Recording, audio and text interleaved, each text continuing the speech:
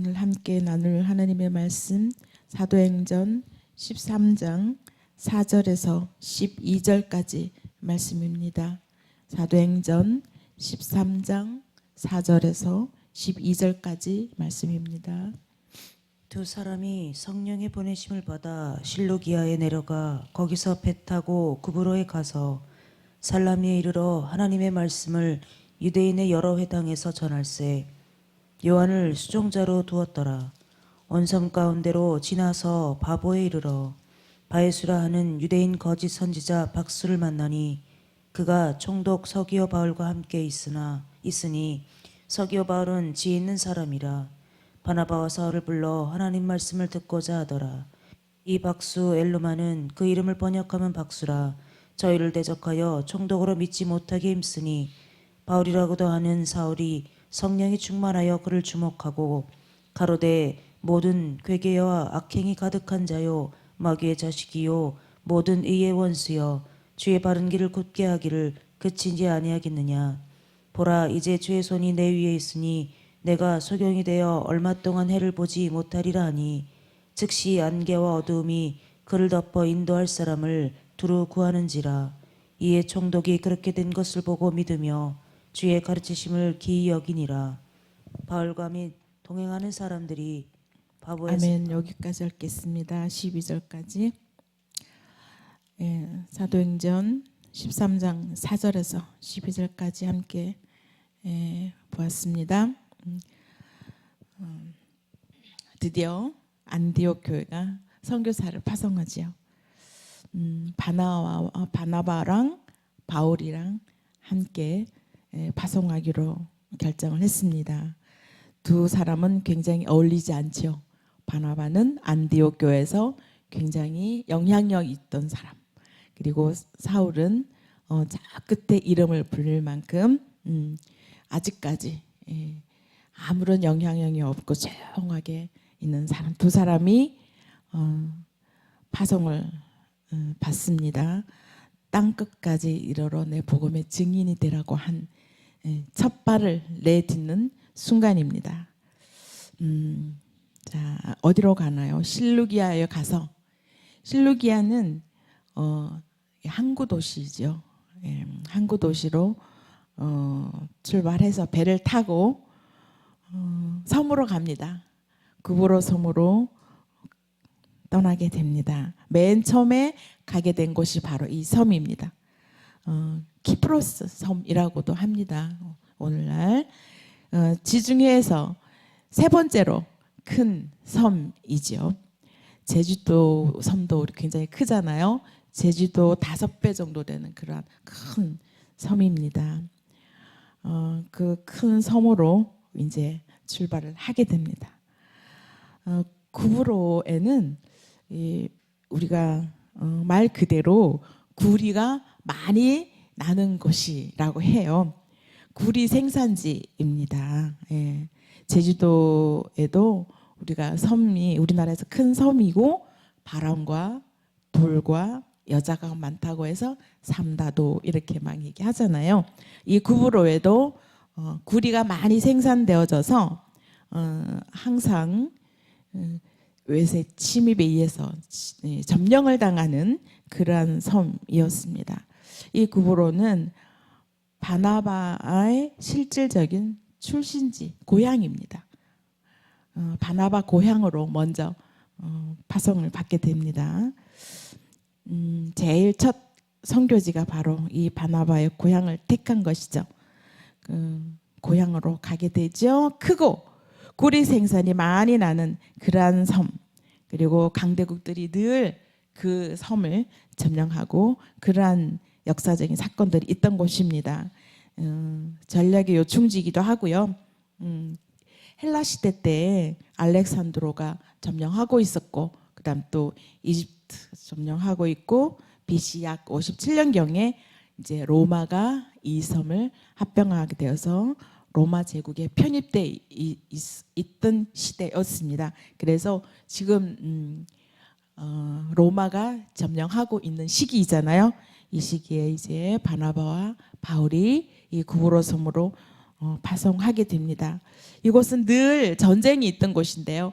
전쟁이 있으면 항상 많은 피해가 있죠. 제일 그중에 전쟁 가운데 가장 피해를 많이 보는 사람이 어린아이와 여자들이죠.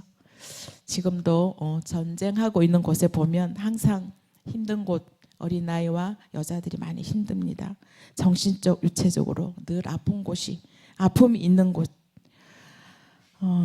그곳에 또 아프로디테가 태어난 곳이기도 합니다. 이 구부로 섬에서 아프로디테는 여러분 잘 아시는 비너스가 그 섬에 태어났다고 해요.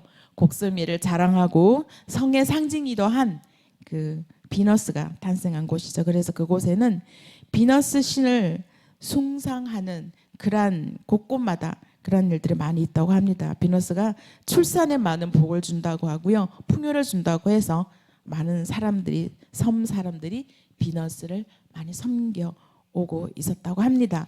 섬 가운 여러 곳곳에 비너스의 동상이 있고 우상처럼 섬기고 있던 그 섬나라였습니다. 그곳에는 일부 일처제가 존재하지 않았다고 그래요. 있을 수가 없는 일이 있다고 합니다. 소돔과 고모라를 방불케 하는 죄악이 가득한 그러한 섬이었고요. 굉장히 성이 문란한 그러한 섬나라였습니다. 그래서 그곳 사람들을 사창가 사람들이라고 불렀다고 해요. 그래서 옛날에도 그랬나 봐요. 섬 사람들은 다 별로 좋은 이미지로 보지 않았던 그 옛날 시대 이러한 일들이 있었기 때문에 그런가 봐요. 그때에 서기오 바울이 총독으로 여기 일하고 있었습니다. 바울이라는 이름이 참 많죠. 서기오 바울이 총독으로 있었고요. 또한 이 바예수라는 사람이 그곳에 마술사로 일하고 있었던 상황입니다. 6절에 쭉 나오죠. 바예수라는 사람이 마술사인데요. 굉장히 식견이 풍부하고 고유직에서 왕에게 늘 함께 했던 그런 마술사였어요. 그래서 물질도 굉장히 풍부했겠죠. 이런 곳에 어느 날 하나님의 복음을 들고 하나님의 사람이 들어왔습니다.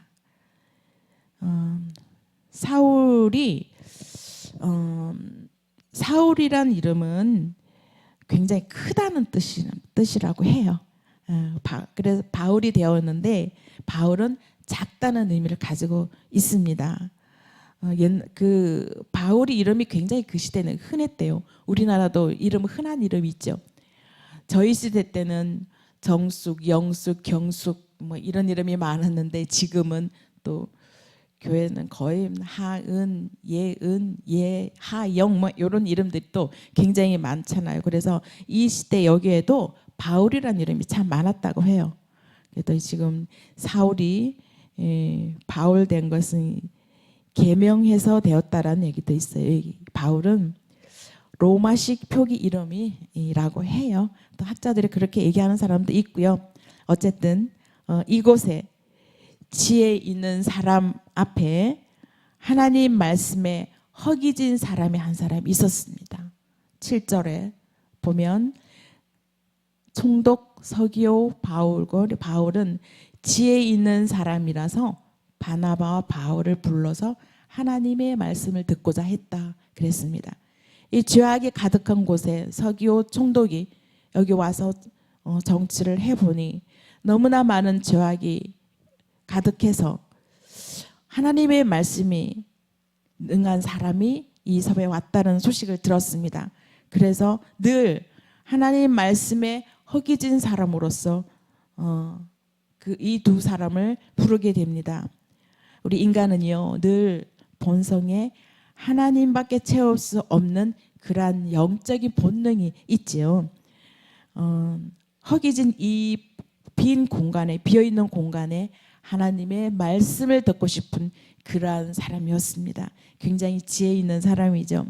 뭔가에 어둠의 권세에 잡혀서 늪으로 빠져 들어가면 들어갈수록 하나님의 찾게 되는 거죠. 이렇게 살아서는 안 되는데 이렇게 살면 큰일 나는데 이러한 뭔가가 늘 우리 사람의 안에는 자리 잡고 있습니다. 특히 하나님의 말씀을 갈구하는 하나님이 찾는 사람은 그러한 걸 가지고 있죠. 이 서기오 바울이 그런 사람이었던 것입니다.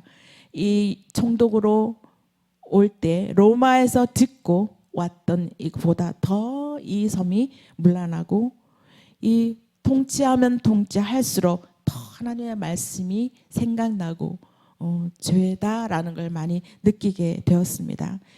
죄악이 깊어갈수록 하나님을 향한 그런 갈망이 커진다고 하죠. 우리가 세상 사람들도 그래요. 죄를 많이 짓고 나면 죄악이 가득한 곳에 가면 하나님은 뭐 하시나 이곳에 벌을 주지 않고 이런 말 하잖아요. 믿지 않는 사람들도 죄악이 가득할수록 더 하나님을 향한 갈망이 더 큽니다. 예수님도 이 죄악이 가득한 시대에 태어나셨죠. 그래서 하나님께서 이 죄를 어떻게 예수님을 통해서 사하는 그런 십자가 사건도 이 죄악이 가득했을 때 일어났습니다. 갈라디아서에 보면 때가 참에 한 아들을 보내겠다라는 하나님의 그 말씀에 이 예수님을 보내셔서 하나님 아들을 보내셔서 이 죄로 물든 타락한 우리들을 구원하셨죠. 하나님의 사람이 이 섬에 도착해서 다닌다는 이야기를 들은 이 서기오 바울 총독은 지혜를 구하기 위해서 이들을 부르죠. 솔로몬이 열왕기에 보면 하나님께 기도할 때 지혜를 구했죠.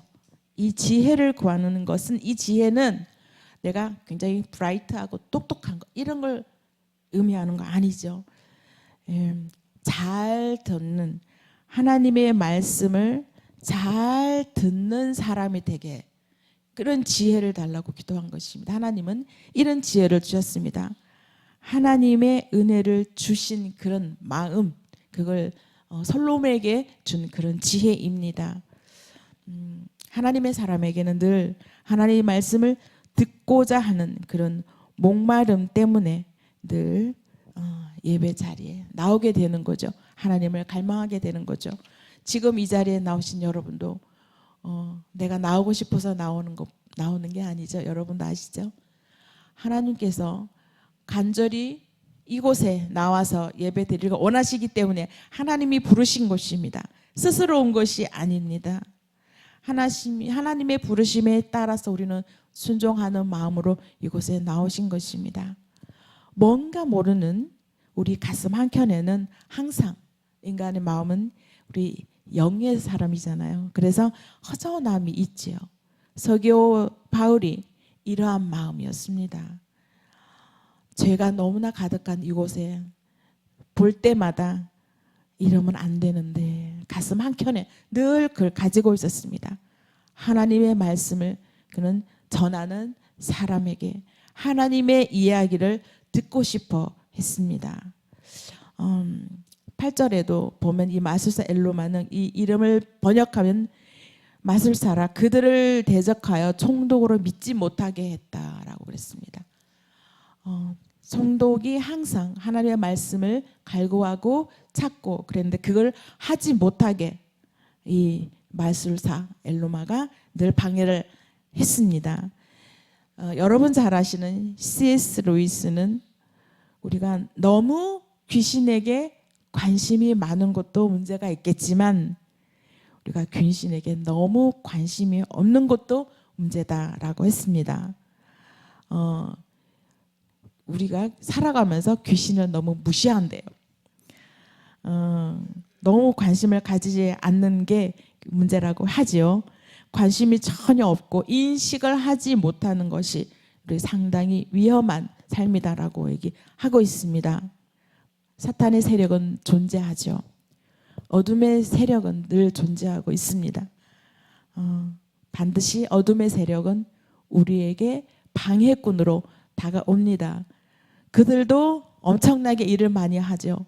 우리가 하나님 앞에 더 가까이 가고 예배 드리기에 힘쓰고 기도와 말씀에 힘쓸수록 이들도 더 열심히 열심히 일을 합니다. 우리 옆에서, 우리 뒤에서. 늘 한시적으로 우리에게 왕노릇하려고 합니다. 이 어둠의 세력이 항상 이 전선에 쫙 깔려 있습니다. 그것을 보지 못하는 그러한 사람들이 무지 많다라는 것이죠. 관심이 없죠, 전혀. 여기에도 하나님의 말씀을 듣지 못하게 방해하는 그러한 악의 세력이 있었죠. 하나님의 말씀을 못 듣게 철저히 방해를 하고 있었습니다. 한시적으로 으르렁거리면서 우리에게 있는데, 이 총독에게도 그러한 일들을 늘 마음에, 하나님의 말씀을 듣고자 했지만 마음에 늘 방해꾼이 있었던 것이죠. 어둠의 세력들이 가득하였기 때문에. 혹시 여러분 박효진 장로님이라고 아시는지요? 예, 그 분이 교도소에서 일하셨잖아요. 죄인 아이들을 신문하고 할 때 어떤 어린 청소년이죠. 이때 굉장히 사회적으로 큰 이슈가 되었던 데인데요. 부모님을 굉장히 어마어마하게 악하게 살해한 이 어린 아이입니다. 끔찍하게, 무서우리만큼 어린아이가 할 수 없는 그런 끔찍하게 부모를 살해했던 그런 일들이 있었는데요. 그 아이를 신문하는 과정에 아무리 봐도 1대1로 만나 대화를 하면 어디서 이렇게 그런 괴력이 나와서 부모를 죽였을까 하는 생각이 들었다고 합니다. 연약하고 무서움도 많고 그런 아이인데 1대1로 앉아서 보면 아이가 바들바들 떨고 있다고 합니다. 얘기를 하면 연약한 아이가 바들 떨고 있어서 이 박효진 장로님이 이 아이 안에서 뒤에서 일하고 있는 악한 세력을 보았습니다. 그래서 이 아이한테 얘야, 네 뒤에 누가 있지? 라고 했더니 얘가 깜짝 놀라서 어떻게 하셨어요? 막 바들바들 떨면서 그랬더니 너 언제부터냐? 무서워요. 아저씨 어떻게 하셨어요? 저 너무 무서워요. 누가 있어요? 이렇게 이야기했다고 합니다. 이 어둠의 세력들은 우리 인간이 할 수 없는 그런 일들을 지시합니다. 하라고 합니다.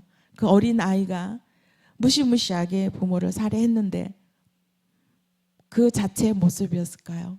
그 뒤에서 누군가가 악의 세력이 이렇게 하라고 강력하게 시켰다라는 것입니다.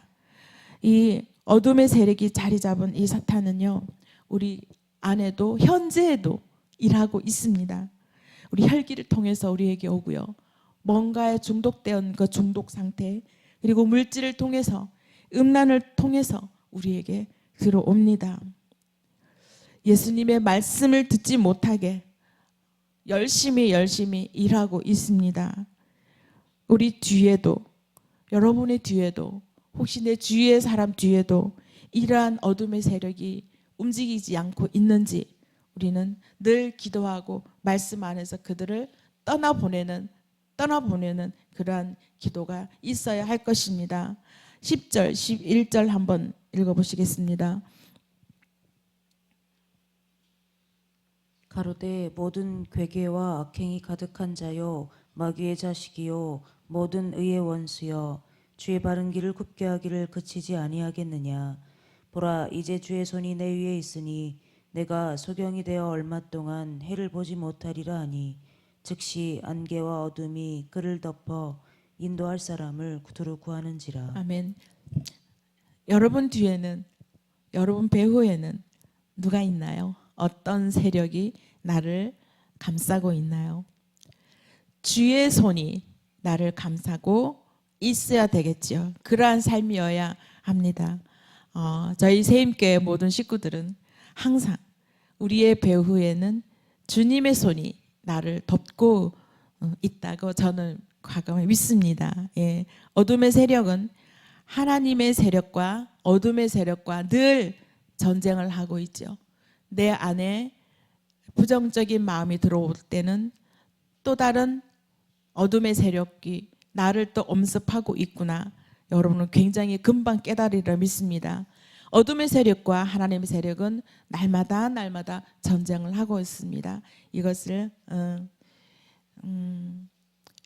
영적 전쟁이라고 우리가 늘 얘기하죠.